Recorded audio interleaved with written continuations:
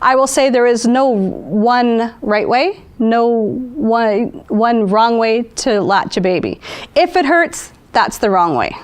I have seen some babies latch and it looks completely wrong to me, but the baby's gulping the milk and the mom's in absolutely no pain, so I don't do anything to help. I like teaching, if you're not doing the baby-led breastfeeding, I like having the baby across the forearm and you're stabilizing the head. You're not holding the head. Leave your breasts where they are. Some women do have pendulous breasts where they will need to be held.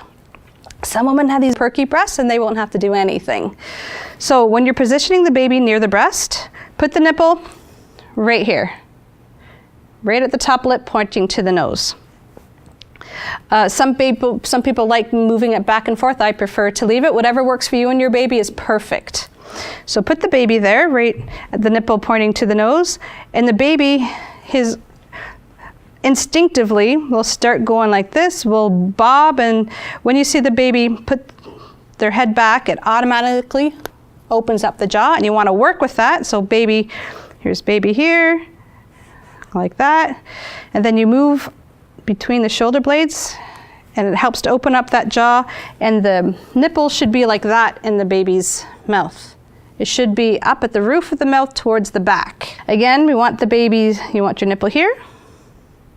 The baby will feel for it himself. And then when he's getting ready to go, you just push him gently, nice and tight between the shoulder blades. It tilts the head back.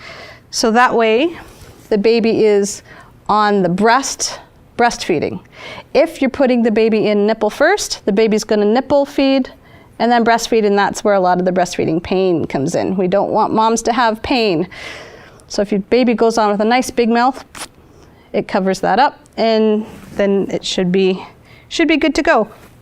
Now, if people want to do the football hold, so that's on the side. The same thing is that you want the nipple to the top lip and bring the baby in by the shoulder blades. Let the head tilt back a little bit, just to ensure that nice big open mouth. No scooping the baby onto the breast, because that closes the mouth, and then babies will nipple feed and then get on the breast, and that causes a lot of pain. So what babies need to have is as big a mouth as possible, and as much as the areola as possible in the mouth. If the baby's mouth is closed, all they're going to do is suck on the nipple, and that's going to cause immense pain. We want the baby to suck on the areola because it's breastfeeding, so then the nipple is protected at the back of the mouth, and that shouldn't be causing any pain. As humans, if we're going to drink out of a water bottle after a marathon or something, we're going to tilt our head back too, so the water goes down quicker.